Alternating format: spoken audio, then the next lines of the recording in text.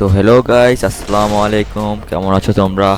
আমি আজকে নতুন একটা পিসি বিল্ড করছি, তাই আজকের নতুন ফার্স্ট গেম প্লে তোমাদের কেমন লাগছে বলবা, বলে একটা কমেন্ট করে যাবা। আমার নতুন ফার্স্ট গেম প্লে, তো এনজয় করো সেই গেম প্লে।